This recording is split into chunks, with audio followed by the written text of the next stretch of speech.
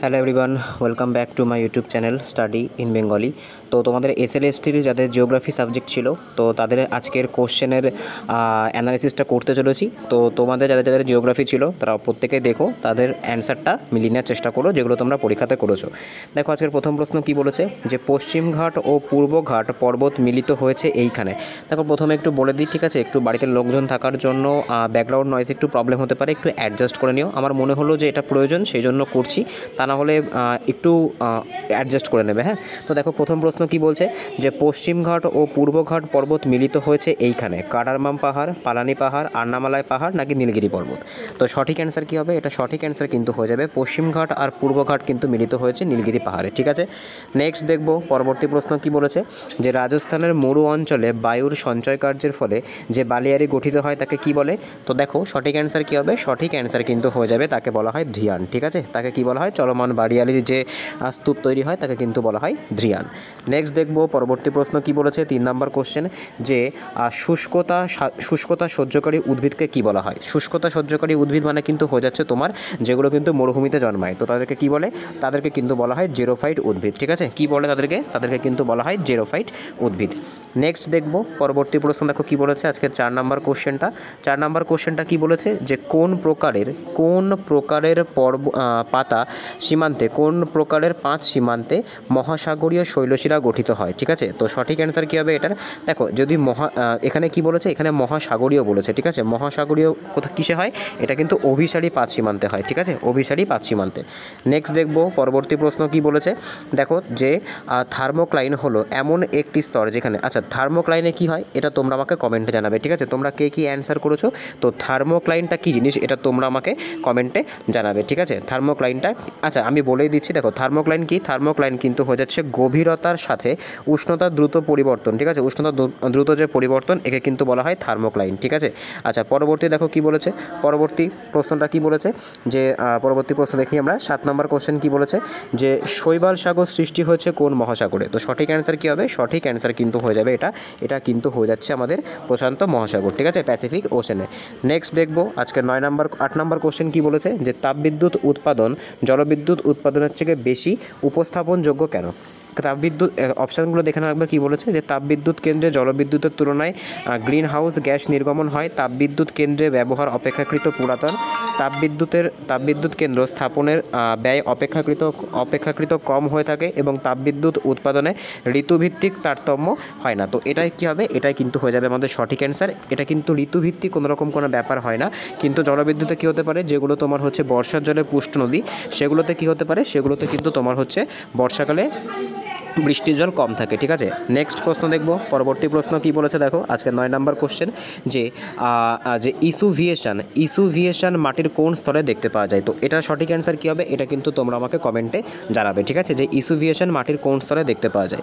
Next দেখব পরবর্তী প্রশ্ন কি বলেছে আজকে 10 নম্বর কোশ্চেন, যে কর্ণাটকের শিমোগা জেলায় প্রচুর পরিমাণে খনিজ পদার্থ পাওয়া যায়, সেই খনিজ পদার্থের নাম কি। ঠিক আছে, কর্ণাটকের শিমোগা জেলায় প্রচুর পরিমাণে কোন রকমের খনিজ পদার্থ পাওয়া যায়, ম্যাঙ্গানিজ পাওয়া যায়, কয়লা পাওয়া যায়, চুনাপাথর পাওয়া যায় নাকি তামা পাওয়া যায়। তো এটার কিন্তু কোশ্চেনের অ্যান্সারটা তোমরা আমাকে কমেন্টে জানাবে তোমরা এটা কী করেছো। ঠিক আছে, নেক্সট দেখব পরবর্তী প্রশ্ন আজকের 11তম কোশ্চেন কি বলেছে, মাটির উর্বরতা বৃদ্ধিতে এটির ভূমিকা অত্যন্ত গুরুত্বপূর্ণ।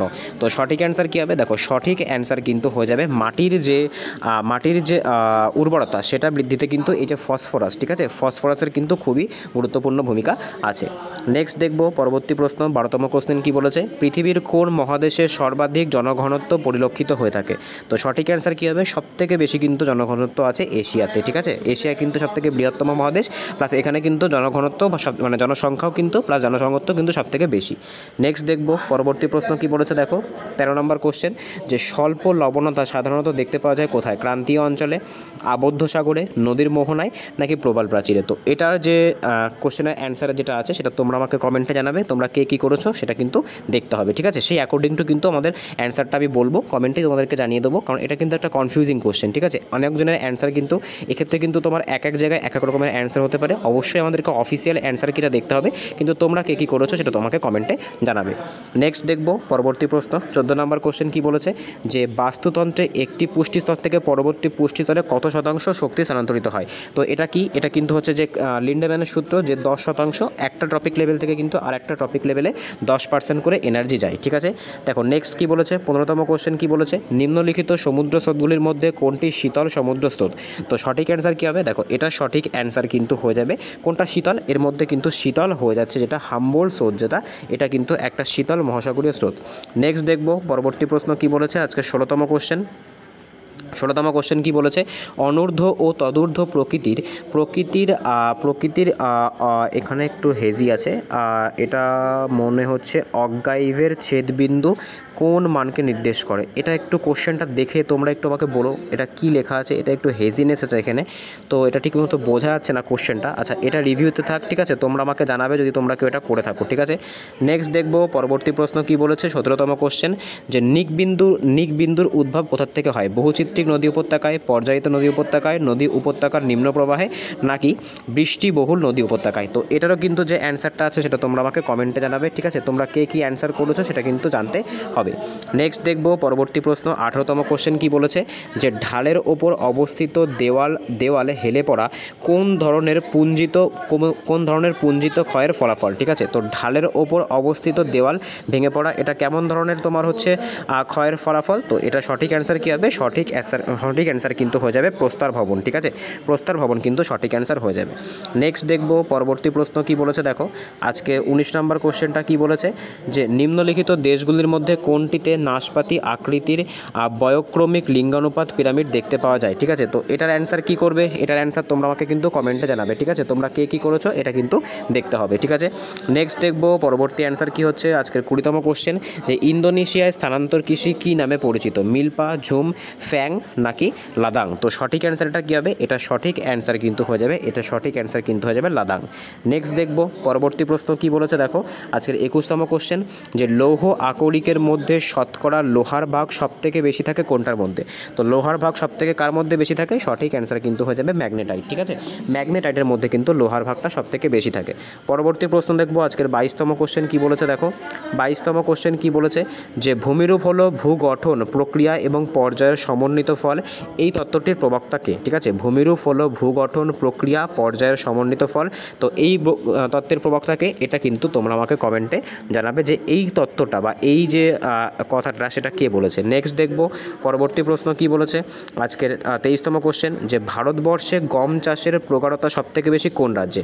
তো ভারতবর্ষে সবথেকে বেশি কোন রাজ্যে গম চাষ করা হয়, তো সঠিক অ্যান্সার কিন্তু হয়ে যাবে এটা পাঞ্জাবে। ঠিক আছে, পাঞ্জাবে কিন্তু সঠিক অ্যান্সার হয়ে যাবে। নেক্সট দেখব পরবর্তী প্রশ্ন কি বলেছে 24তম কোশ্চেন, যে কম বৃষ্টিপাতযুক্ত অঞ্চলে এই মাটি গড়ে ওঠে। তো যেখানে কিন্তু কম বৃষ্টিপাত হয় সেখানে কোন ধরনের মাটি গড়ে ওঠে, তো সঠিক অ্যান্সার কী হবে, সঠিক অ্যান্সার কিন্তু হয়ে যাবে, এটা কিন্তু হয়ে যাবে লিথোসল। ঠিক আছে, সঠিক অ্যান্সার কী হবে, লিথোসল। নেক্সট দেখব পরবর্তী প্রশ্ন কি বলেছে আজকের 25তম কোশ্চেন, একটি নির্দিষ্ট অঞ্চলে মানুষ জমি অনুপাতের আদর্শ অবস্থাকে কি নামে অভিহিত করা হয়। একটি নির্দিষ্ট অঞ্চলে মানুষ জমি অনুপাত যেটা আছে সেটাকে কি বলা হয়, তো এটাকে কিন্তু বলা হয়ে থাকে মানুষ আর কি বলেছে, মানুষ আর জমির যে অনুপাত এটাকে কি বলা হয়, এটাকে কিন্তু বলা হয় কাম্য জনসংখ্যা। ঠিক আছে, কাম্য জনসংখ্যা কিন্তু বলা হয়। নেক্সট দেখব পরবর্তী প্রশ্ন 26তম কোশ্চেন কি বলেছে, কোন ভূগোলবিদ পৃথিবীকে স্বাভাবিক অঞ্চলে বিভক্ত করেন। ঠিক আছে, অধ্যাপক হাবার্টসন, কার্ল ও সায়ার, তারপর এটা কি লেখা আছে হ্যাংটিংটন আর কান্ট। তো এটার অ্যান্সার তোমরা আমাকে কমেন্টে জানাবে, তোমরা এটা কি করেছো এটার অ্যান্সার কিন্তু তোমরা আমাকে কমেন্টে জানাবে। নেক্সট দেখব পরবর্তী প্রশ্ন কি বলেছে 27তম কোশ্চেন, যে নিম্নলিখিত অভিক্ষেপগুলির মধ্যে কোন ক্ষেত্রে অভিক্ষেপ তল মধ্য অক্ষাংশকে স্পর্শ করে। তো এটা কিন্তু তোমার হচ্ছে যে অভিক্ষেপ যে গ্রাফিক্যাল যে রিপ্রেজেন্টেশন সেখান থেকে কিন্তু এসছে। তো এটার অ্যান্সার তোমরা কি করেছো তোমরা কিন্তু আমাকে কমেন্টে জানাবে। নেক্সট দেখব পরবর্তী প্রশ্ন কি বলেছে, দেখো পরবর্তী প্রশ্ন কি বলেছে আজকের 29তম কোশ্চেন। 28তম কোশ্চেনটা কি বলেছে, যে পৃথিবীর বায়ুমণ্ডলের শীতলতম স্তর কোনটা। তো সঠিক অ্যান্সার কী হবে, একদম বাইরে থাকে কোনটা, একদম বাইরে থাকে কিন্তু এক্সোস্ফিয়ার, আর এটাই কিন্তু পৃথিবীর যে বায়ুমণ্ডলের স্তর তার মধ্যে কিন্তু সবথেকে ছোট স্তর। নেক্সট দেখব পরবর্তী প্রশ্ন কি বলেছে 29তম কোশ্চেন, যে বহির্মুখী প্রব্রজন হলে উৎস অঞ্চলে নিম্নলিখিত প্রভাব দেখা যায় না। তো কোনটার প্রভাব দেখা যায় না, দেখো বহির্মুখী প্রব্রজন হলে উৎস অঞ্চলে নিম্নলিখিত প্রভাব দেখা যায় না কোনটা, দক্ষ শ্রমিকের অভাব দেখা যায়, জনঘনত্ব হ্রাস পায়, তারপরে হচ্ছে তীব্র বেকার সমস্যা দেখা যায়, নাকি উৎস স্তরে অর্থনৈতিক উন্নয়ন ঘটে। তো যদি বহির্মুখী পরিব্রজন হয় তাহলে উৎস অঞ্চলে কি হয়, দেখো যে উৎস অঞ্চল সেখানে কি দেখতে পাওয়া যাবে, সেখানে কিন্তু যে জনঘনত্ব সেটা কিন্তু হ্রাস পায়। ঠিক আছে, নেক্সট দেখব পরবর্তী প্রশ্ন কি বলেছে, আজকে 30তম কোশ্চেন কি বলেছে দেখো। 30তম কোশ্চেন কি বলেছে, যে নিম্নলিখিত আগ্নেয়গিরিগুলির মধ্যে কোনটি মৃত আগ্নেয়গিরি।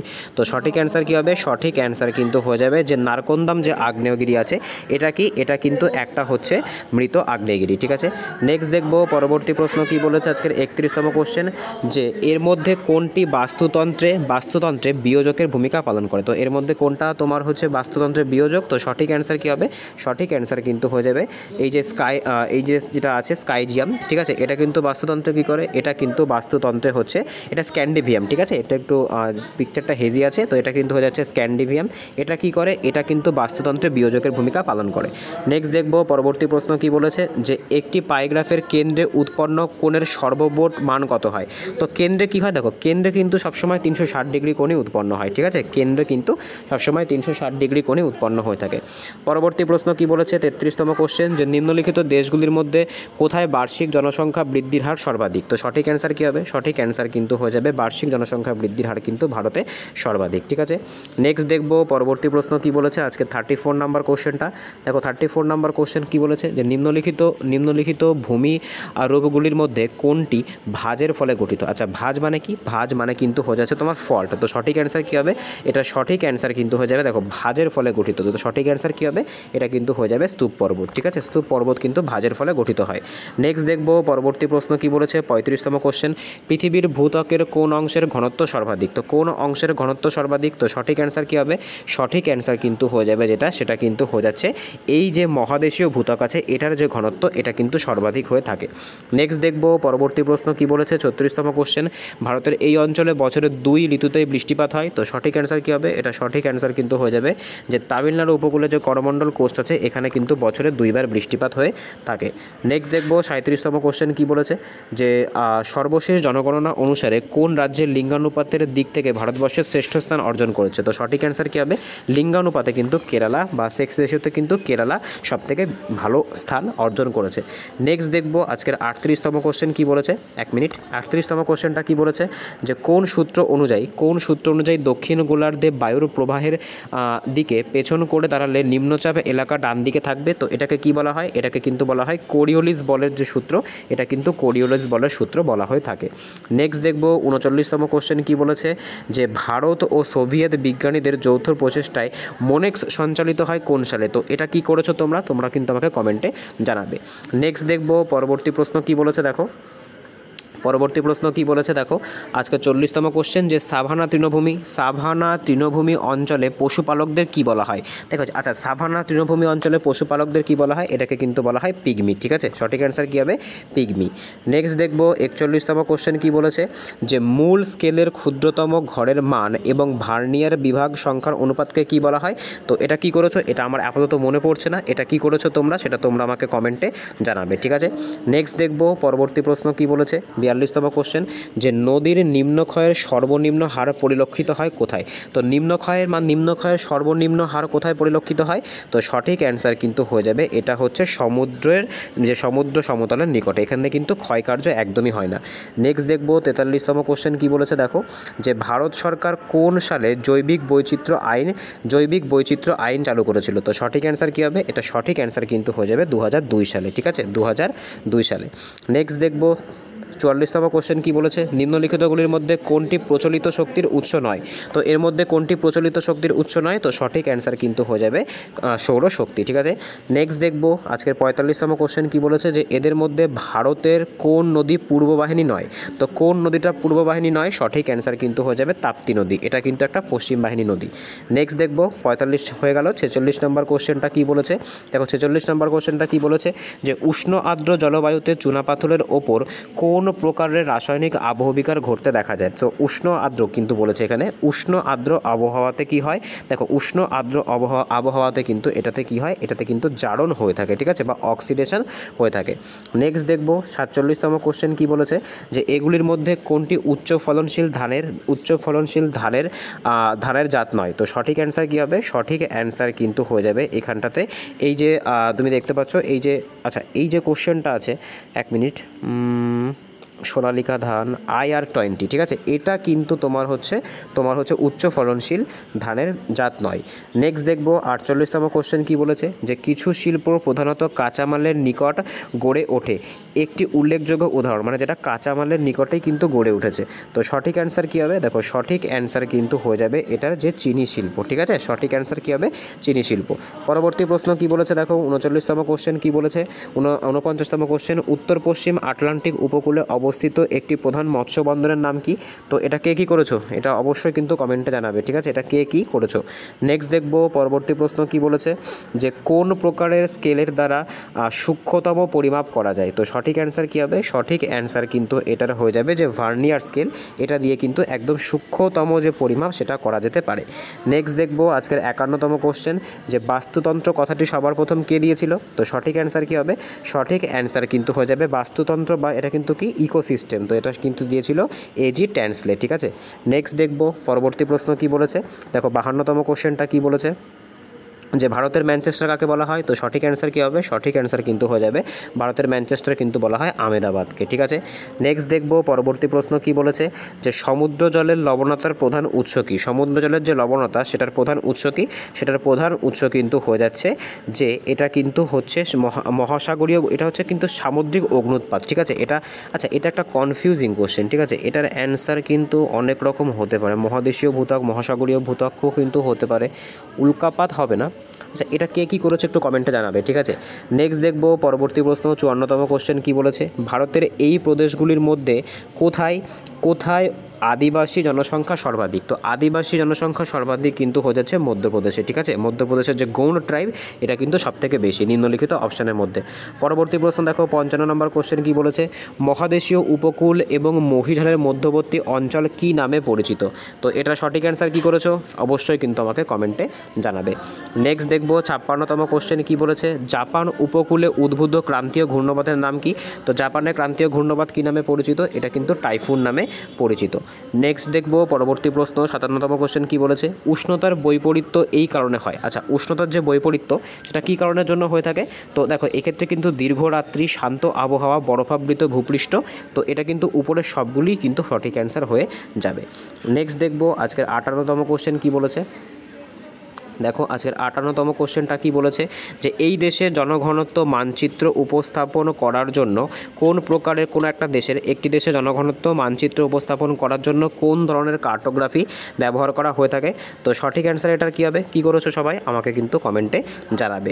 নেক্সট দেখবে পরবর্তী প্রশ্ন কি বলেছে, আজকের 59তম কোশ্চেন, যে নিম্নলিখিত শিলাগুলির মধ্যে কোনটির কাঠিন্যের মাত্রা সর্বাধিক? তো সবথেকে বেশি কঠিন হয়ে থাকে কোনটা? এর মধ্যে থেকে সবথেকে কিন্তু বেশি যেটা কঠিন হবে সেটা কিন্তু হয়ে যাবে বেলে পাথর, মার্বেল, কোয়ার্টজাইট আর চুনা পাথর। তো এর মধ্যে থেকে সবথেকে বেশি কিন্তু কোয়ার্টজাইটই মনে হচ্ছে, ঠিক আছে। তোমরা কে কে অ্যান্সার করেছো অবশ্যই জানাবে। আজকে 60 নম্বর কোশ্চেন তথা লাস্ট কোশ্চেন দেখো কী বলেছে, যে পৃথিবীর ভূত্বকের ওপরি অংশ মূলত গঠিত হয়েছে কী কী দিয়ে? তো ওপরি অংশ কী কী দিয়ে গঠিত হয়েছে? ওপরি অংশ দেখো সিয়াল আর কিন্তু সিমা, ঠিক আছে। তো ওপরের অংশ কিন্তু গঠিত হয়েছে সিলিকা আর ম্যাগনেসিয়াম দ্বারা, ঠিক আছে, ম্যাগনেসিয়াম দ্বারা। তো আজকে এই অবধি ছিল। তো তোমাদের কার কার সাথে উত্তরটা মিলছে, যে সমস্তগুলো তোমার হচ্ছে কমেন্টে জানাতে বললাম ওগুলো কিন্তু অবশ্যই কমেন্টে জানাবে। ওগুলো একটু কনফিউজিং টাইপের কোশ্চেন, যেগুলোর অ্যান্সার কিন্তু এক একজন এক এক রকম করেছে, সেই কারণের জন্য ওগুলোর অ্যান্সার বললাম না। তো তোমরা কে কী করেছো তার উপরে কিন্তু একটা ওভারভিউ করা হবে, তারপরে কিন্তু ওটার অ্যান্সার বলা হবে, তারপরে তো অফিসিয়াল অ্যান্সার কি আছেই। তো দেখা হচ্ছে পরের ভিডিওতে, বাই।